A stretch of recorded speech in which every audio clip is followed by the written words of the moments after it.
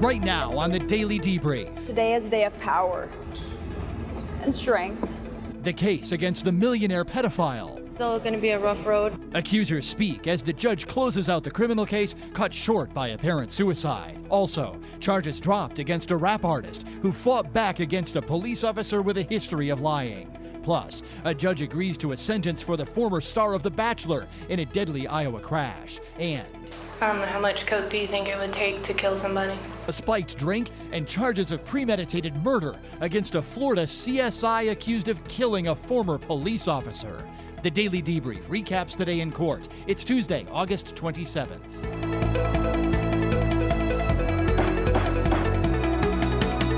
Welcome to the Debrief, everybody. Aaron Keller along with Mike Korobanix and Imran Ansari. Tonight, the voices of the accusers of millionaire pedophile Jeffrey Epstein were heard in a Manhattan federal courtroom. The judge overseeing Epstein's criminal case needed to formally close the proceedings after Epstein's apparent death by suicide. But the judge wanted to allow the accusers to speak before officially closing the books on the matter. Many accusers are also suing Epstein civilly. They're now going after his estate. Chief Investigative Correspondent Brian Ross is back from the hearing and joins us now from our newsroom. Brian, good evening. Well, good evening, Aaron. More than a dozen women spoke today in what was a very emotional hearing.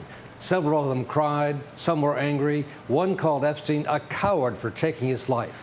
All of them were teenagers between the ages of 13 and 16 when they say they were recruited and then sexually abused by Epstein and his associates. Some of them came outside after their testimony to talk about their ordeal. I wanted to thank the judge for letting us speak, having some closure. It's still going to be a rough road, but I also wanted to thank all the survivors that had reached out to me as well and telling me their stories. It really means a lot. I'm here for anyone that went through something similar. Two other victims also agreed to appear before the cameras, one carrying a newborn child. All I'm going to say is today is a day of power and strength. Taylor, what's it been like to meet the other victims? That's all. Thank you.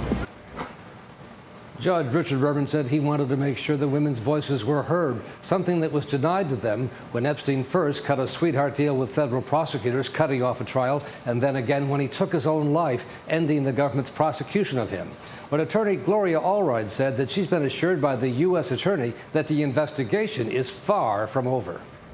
He assured me that this is a serious investigation. It's going to continue. And, you know, it is always possible, it is possible, that there will be another indictment.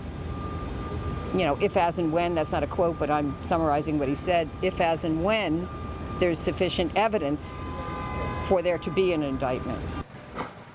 The circumstances surrounding Epstein's death in his jail cell here in New York were also raised again in court today. His lawyers appeared before the judge and said they believed the injuries he suffered were more consistent with a homicide than a suicide, which is what the medical examiner found. The lawyers urged the judge to conduct his own investigation of Epstein's death, along with that of the FBI and the Inspector General for the Department of Justice. Aaron. So many investigations here, Brian. Now the jurisdiction moves to the civil courts and away from the away from the criminal courts with the conclusion of today's proceeding. That's right, and they're all going to go after the estate. There's lots of money there, and attorney Gloria Allred said she's prepared to file new papers in the next several weeks to begin that process. We'll keep on top of those. Brian Ross for us in the newsroom tonight. Day 2 of the Florida prosecution of a former crime fighter who now finds herself on the other side of the law. Ashley McArthur is a former crime scene technician accused of murdering former police officer turned private investigator Taylor Wright. Wright's body turned up on property owned by the defendant's family, but McArthur says she is not the killer. Authorities argue the motive for the killing was money. The victim put $34,000 in the defendant's bank account, and authorities say the defendant spent it without permission. The first witness on the stand was the victim's ex-husband. He testified about money issues he had with his former wife before she died. The last time it occurred was 12 July 2017. And how much did she withdraw? $100,000. Now, was Taylor in trouble with the court about that? That's correct. Did Taylor, back in September 2017, did she also owe you some child support? That's correct. was she supposed to be placing some money back into an escrow account? Yes. Did you and Taylor have a court date in September of 2017? Yes. And do you recall the date? There were two. The first one was supposed to be on 7 September, and that was continued. And the second date, I believe, was the 12th of September. The ex-husband also testified about contacting the defendant when his former wife disappeared. Here he describes what the defendant told him. If the defendant is truly the killer in this case, then his description is chilling. I was trying to find Taylor. I'd been trying to do basically some detective work, talking with all of the people I knew that were in her circle of friends down in Pensacola, trying to get any information I could about where she was, try to help an old friend, basically. From knowing who Taylor's friends were and just seeing on her list of contacts that Ashley was one of them, I messaged her. Okay. And did Ms. McArthur appear to respond, or Yes, her she account? Did. Okay. And did you ask her if she maybe knew where Taylor was? I did. And what responses did she give you? In macro, she said that she had last seen Taylor with 2 backpacks, significant amount of money, that Taylor was nervous about the upcoming trial. The victim also had a girlfriend who described seeing her for the last time. At my house on Berkeley Drive. Okay. And is that in Pensacola, Florida? Yes, ma'am. Was Taylor living with you at the time? She was. What time was it on September 8th when you last saw Taylor, approximately? Approximately 10 a.m. And what were the circumstances? What was going on around 10 a.m.? I was getting ready to leave to go volunteer. I had to count shirts for an event coming up the following week, and she was getting ready to leave the house. Okay. And was she leaving the house with anybody? Yes. Who was she leaving with? Ashley. After that, the girlfriend said she tried texting the victim and communicated with the defendant, but there was something strange about the responses the girlfriend was receiving from the victim's phone. I think she texted me, she said, "We're okay." Okay. And then did she end up calling you? Yes. Okay. And what was the nature of that conversation? I asked her where they were, and I hadn't heard from Taylor. What did she tell you? She told me that Taylor was emotional, that she was out riding a horse on on Ashley's family farm in Milton, and that they'd be home shortly. And I told her to have Taylor call me when she got off the horse. She had told me that she had some of Taylor's jewelry that was left in her car, and she didn't want to hold on to it, so she brought it to my house. She had told me that that she repeated that how Taylor left in an Uber from her house. Did Ashley say approximately what time Taylor left in an Uber? Sometime between 5 and 5:30. I guess after that conversation with Ashley, did you receive a text from Taylor's phone to your phone? Yes. Okay. Do you remember about what time that was? About 7:28, I believe. Okay. And did that text message sound like Taylor? Most of it sounded like Taylor, except for the last part. Okay. And what was unusual about the last part? She said, "I was trying to get my life organized and back on track." She didn't feel like her life was unorganized. Things became even more strange when the girlfriend spoke with the defendant about money. The defendant said the victim left cash and checks behind in an Uber before disappearing.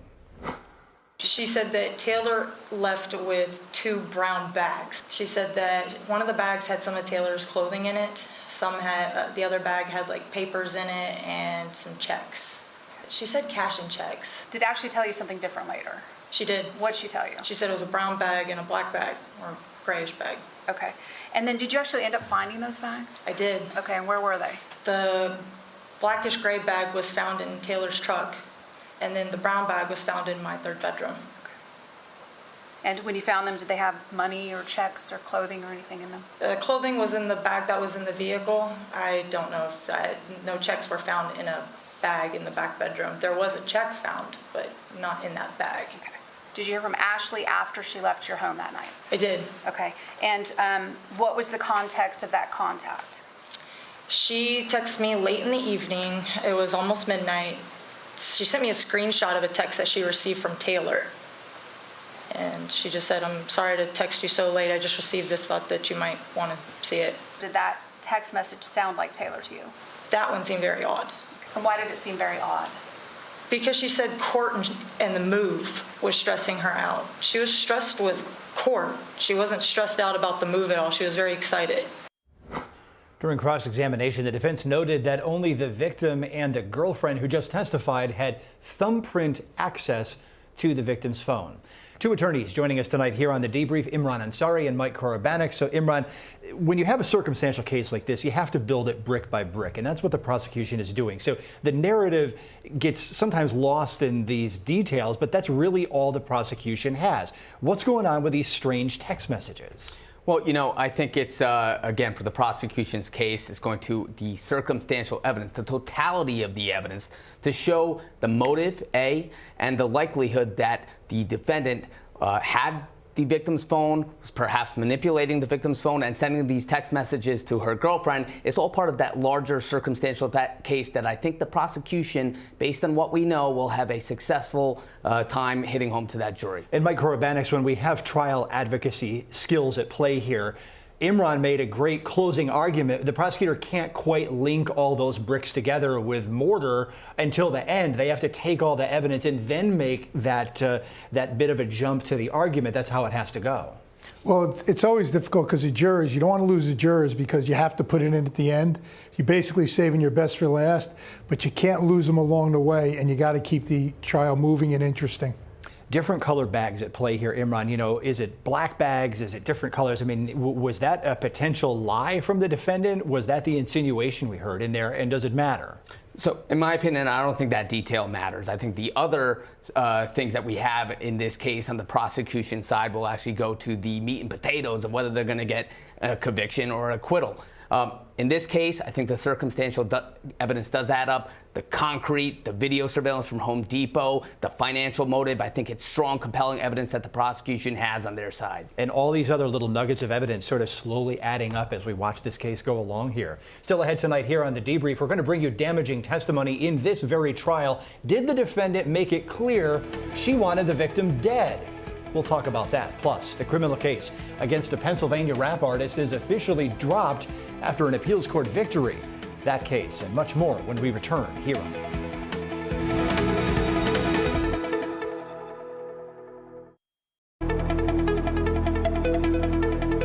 The criminal prosecution of rap artist Meek Mill is over. The singer pleaded guilty to a misdemeanor gun possession charge in return for prosecutors dropping all other charges against him.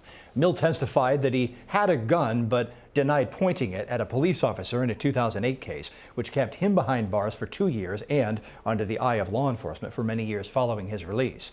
An appeals court overturned the conviction because the officer who testified against Meek Mill had stolen money and lied about it.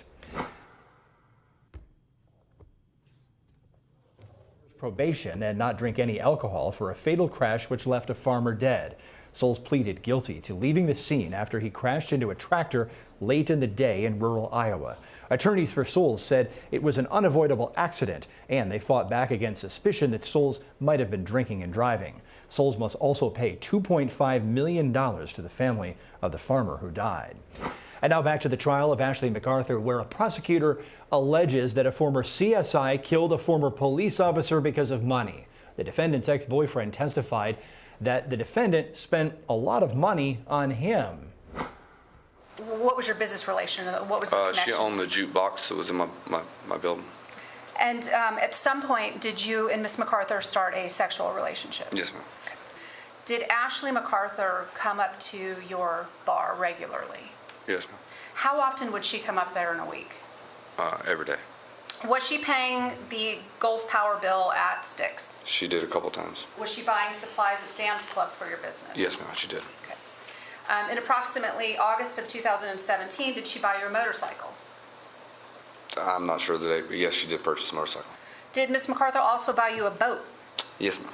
Was it a 1978 Post fishing yacht? Yes, ma'am. Okay. And does July 2017 sound perhaps right? Possibly, yeah. Okay. How much was that boat? 30 grand. And how was that boat paid for? She brought me $15,000 in cash, and then she went and paid the remainder. I don't know if she paid him in cash or check or whatever. She went and paid the remainder. Okay. Did she pay for your cell phone? She did give me a cell phone, correct? Yeah. Okay. But she paid the bill for it? On that phone, yes, ma'am. All right. How many phones did you have? 2. That boyfriend testified that the defendant also gave him a .38 caliber pistol right before she went to jail and that she knew a lot about guns. Another witness testified that the defendant spoke poorly about the victim and even wanted to harm her. Listen to this damaging testimony. About putting cocaine in her beer. Okay. And can you tell us if you recall the date and where this conversation took place? September 7th at Sticks Billiards. What did Ashley say to you about Taylor that night? That the world would be a better place without Taylor. What specifically did Ashley say about cocaine? How much coke do you think it would take to kill somebody? Were you drinking alcohol at that point? Yes, ma'am. Was there anything about your alcohol level that would impair your ability to remember that conversation? No, ma'am. How much alcohol did you see Ashley drink before that conversation? Not a lot. And why did you and Ashley leave Sticks to go to Babes? To purchase some cocaine. At some point after this night on September 7th, 2017, did you ask Ashley what she did with the cocaine? I think I asked, what did she do with it? And what did she tell you? That she put it in her beer and Taylor spit it out because she said it tasted sour. Wow, that was damaging. So, back during opening statements, the state focused on its theory of premeditation. You will see those text messages, and the reason they're important is because you will see the pressure that Taylor Wright was putting on Ashley McArthur to get this money. And the reason that matters is because the money was gone. Ashley McArthur had spent it. Again, on September 7th, Taylor sent a message to this defendant. They could potentially put me in jail if I don't pay the child support like today. September 7th, text message from Taylor to the defendant. Please don't be late. They are going to put me in jail if I don't make that deposit today. Later that same day as that text on September 7th, Taylor was at a restaurant called Twin Peaks over on Bayou Boulevard with her girlfriend. And as I explained to you in jury selection, Taylor had previously been married to a man. They had a child together. But at the time of this incident, she was dating a lady named Cassandra Waller. Friday, September 8th, 2017 is the last day that Taylor Wright is known to be alive. She was with this defendant, Ashley McArthur, and they were supposed to be going to the bank. Taylor Wright was never seen alive again. The defense said the state just doesn't have enough evidence to point to the defendant, Ashley McArthur, and maybe that the police should have been looking at other suspects. There is no question that what happened to Taylor Wright is a tragedy. No one in this courtroom is going to dispute that. On October 19, 2017, Taylor Wright's body was found in a shallow grave off a fence line on the Britt family farm with a gunshot wound to the back of her head. Now, during this trial, there will be no evidence introduced showing you exactly when and where Taylor Wright was killed. You see, recently, Taylor Wright had gone through a contentious divorce with her ex-husband, Jeff Wright. And in the summer of 2017, things were amped up between Jeff Wright and Taylor Wright. Mr. Wright was alleging that Taylor Wright had recently taken somewhere in the neighborhood of $100,000 from a joint account. And Mr. Wright was fighting to try to get this money back from Taylor Wright. According to Mr. Wright, he's going to tell you that Taylor Wright is making this extremely difficult to deal with this money. Mr. Wright is having to resort to taking Taylor Wright back to court to deal with this money. In fact, you will see that on September 7th, 2017, a Thursday, there was a hearing scheduled in Okaloosa County to deal with this money issue between Jeff Wright and Taylor Wright. And this is just a day or two before Taylor Wright stops communicating with people. The defense trying to raise reasonable doubt there. The question is, whose tactic is going to work? Let's go back to our panel one last time tonight. Imran Ansari, Mike Korobanics. Mike, we've got these strange text messages. We've got the money. We've got money going to the ex-boyfriend. And then we have these statements. The world would be a better place without the victim. You got a friend getting up there and testifying that and saying that the defendant tried to spike a drink with cocaine and the victim spit it out because it tasted bitter. I mean, is that another attempt at getting rid of the victim here? Well, I think it's very strong for the prosecution as to malice of forethought and the whole idea of premeditation. It's a tough case. Circumstantial cases are tough. They're not as easy as people think. I agree with that generally. And here, I'll go back to what I said in the beginning, Imran, is that the state has to build a circumstantial case brick by brick. We got the defense there saying, well, you know, there could have been better police work. They should have potentially looked at other people who had financial tanglings with the defendant. But, you know, I'm starting to hear all of this, and I'm saying, you know, maybe the police did get it correct here. Correct. I mean, the defense has to put on, obviously, an argument on their client's behalf. And in this sort of case, the best way to do it is just to point to the reasonable doubt and try to point out all the factors that you could claim reasonable doubt for. So one way to do that is to point at a possible other suspect. Here you see a suggestion that perhaps the ex-husband may have had some sort of motive to do this rather than the defendant. The defendant has to make some argument on behalf of their client, so that's what they're doing here. But again, what we see so far in this case is that the prosecution, although it's a circumstantial case, and Mike said those cases are tough and inherently tough, in this case, the circumstantial evidence, in my opinion, is strong. You know, Mike, I'm going back to this whole thing that the defense brought up during the opening and saying, well, you know, there was this court hearing, there were money issues, they should have looked at other people. Well, gee, I mean, if there's a lot of financial issues surrounding the defendant, that doesn't it basically point the finger back, well, the defendant was wrapped up in this somehow? Well, the defendant was holding the money. That's the problem. That was the only person with access, and there's evidence that there was tension between the two parties whenever money came up and when they're going to get the money just before the murder. But you know me, Aaron, it's very tough to side with the prosecution. You gentlemen know, well, you used to be a prosecutor, Mike Korobanics. You know, I know you flip sides there. You know, look, you know how to do your job. And look, at the end of the day, the facts dictate the outcome. Both of you gentlemen know that. It's not necessarily the law.